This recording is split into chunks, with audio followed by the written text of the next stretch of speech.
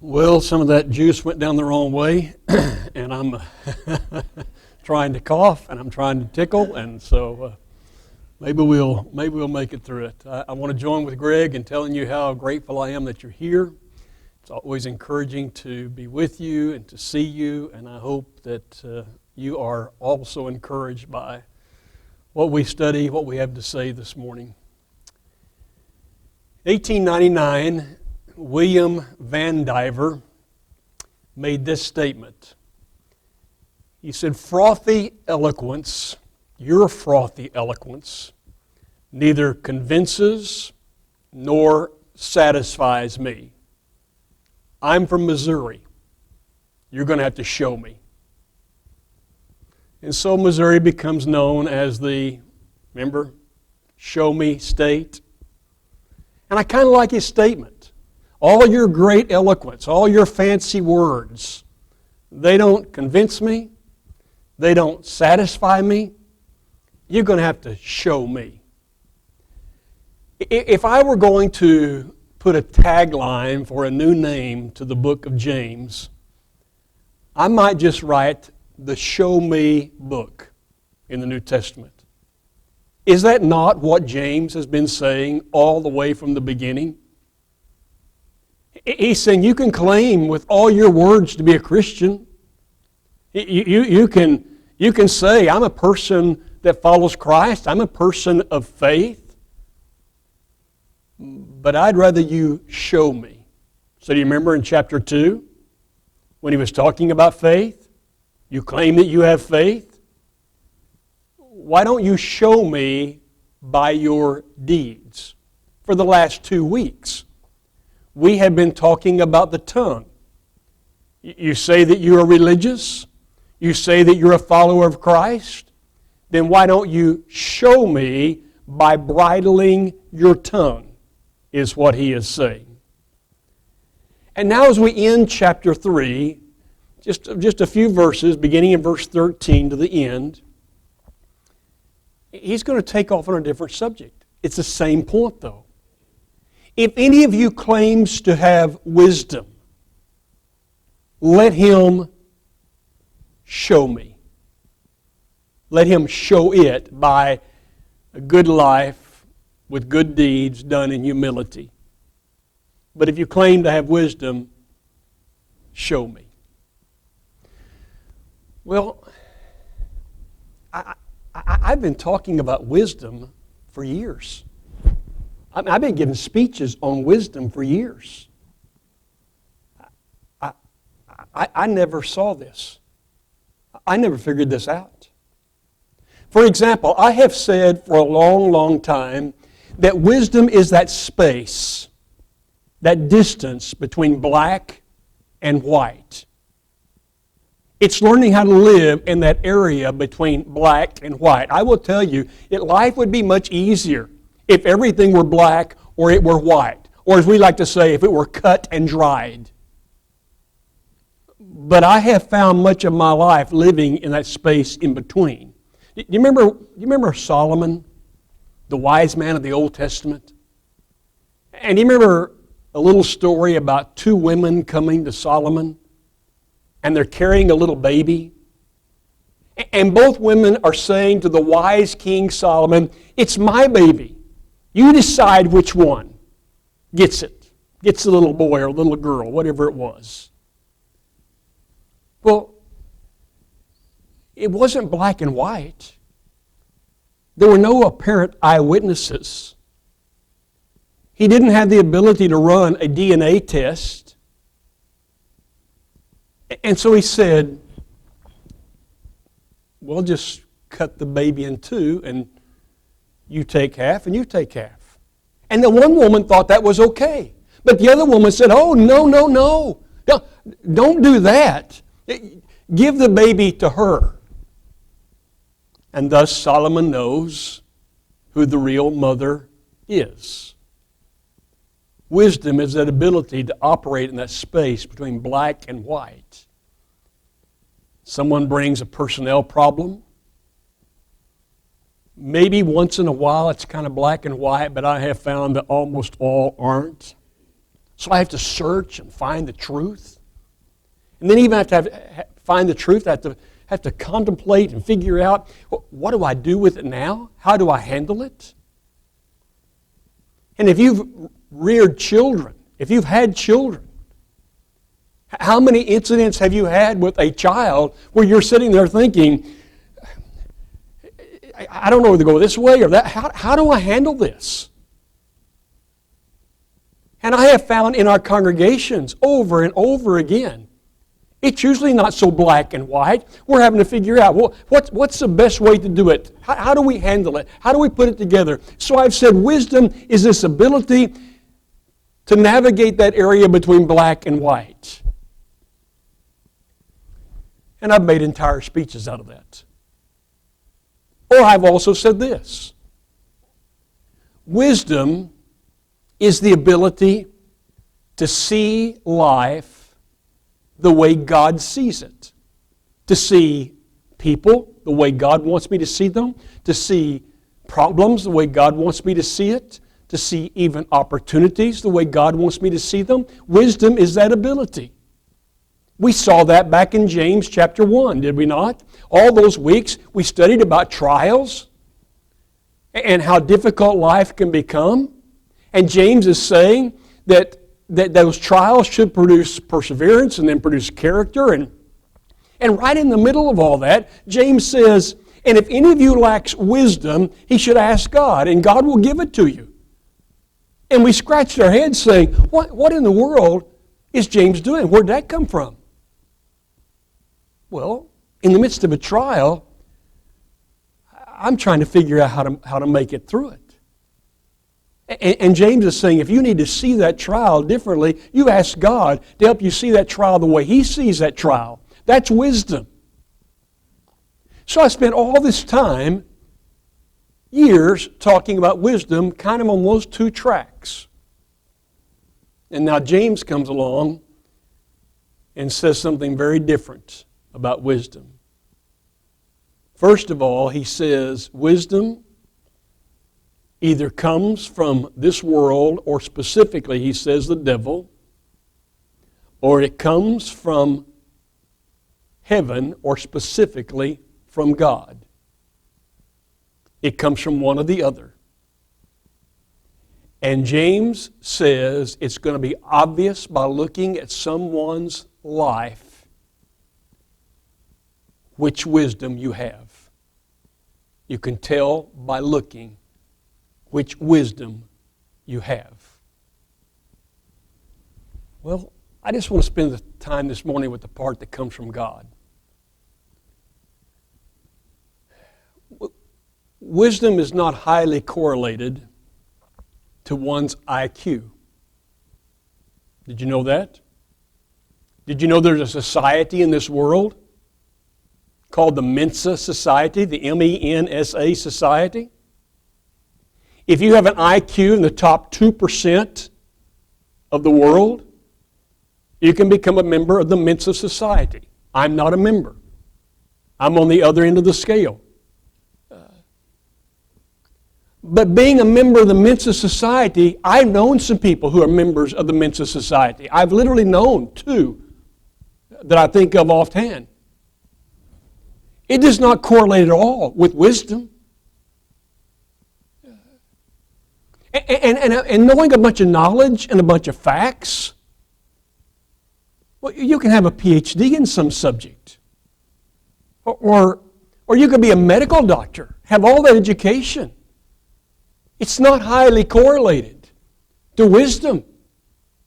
Because wisdom is a gift. You either get it from God or you're going to get it from the devil. And whichever one you get it from is going to show up. And James says, if you claim that you have wisdom from God, show me. Show me what it looks like. Now, he says what it looks like. And I want you to look at what he says. But the wisdom that comes from heaven is first of all pure. then peace-loving, considerate, submissive, full of mercy and good fruit, impartial and sincere, peacemakers who sow in peace raise a harvest of righteousness. Now there's a couple outliers in that description. Pure. Wisdom that comes from heaven is pure. I understand that. Sometimes I get rather disgusted living in this impure world of ours as I see all the impurity around me. But it's always been that way. It's always been that way. It was that way in the Old Testament days. It was that way in the New Testament times. It's the same today. But all the other words, for the most part, except maybe one, all the other words seem to rotate around, gravitate toward one subject. Peace lovers and peacemakers. You want to tell whether or not someone has wisdom from heaven? You want to tell whether or not someone has wisdom from God? Then you look at their attitude toward peace-loving and peacemaking. And he says words like considerate. I am told that word could be easily translated as reasonable. So let me ask you, under the heading of peace-loving and peacemaking, would people describe you as a reasonable person? As a reasonable person. Well, do you know what that means? That people can talk to you about their idea, though you think their idea is so out of kilter, so out of right, so mixed up and so crazy, that you think, how can anyone think like this? But can they talk to you about it? Can they talk to you about it? Are you willing to be reasonable? Are you willing to say, well, I've never thought about it that way. Tell me where you came up with that idea. What's going on there? This is a true story from a person. He said, I was a younger person. I was working in a secular job. Every day I was trying to talk to someone about what I believed about the Bible, and they believed something different. He said they went to a church that was different. And he said every day I talked to him, and every day I hammered away and talked to him. And said finally, after a few months of this, the man said to me one day, you know what? I know you're right. I know you're right. But I'm going to tell you right now, I will never, ever do what you're talking about. And I'll never accept what you've just said. Because he used this word, hate the way you've been acting. And the man who told the story said, I was the most unreasonable person in the world. No one could reason with me. And I was wrong. And so he says, you got to be considerate of where another person comes from, what they're thinking, and because you're a peace lover if you've got wisdom from heaven. And he says you're submissive. We never have liked that word, have we? We never have liked that word. Because, well, it says that my wife's supposed to be submissive to me. She's supposed to do everything I say, right? No, that's not quite what it means. But submissive does mean this. It doesn't mean do everything I say, but it does mean that oftentimes I am of the Spirit, I am of the willingness to say, you know what, I'd rather not do it that way, but if that's what you want to do and how you want to do it, let's just do it that way. I'd rather not have that Mexican food again, but if that's what you want, let's have it. Submissive just means that I yield what I feel, my opinion, to your opinion. And we're taught to do that over and over again. We're taught in Philippians chapter 2, that's the way of Christ. That's the way He was. Now, you remember the subject, don't you? We're talking about wisdom from heaven.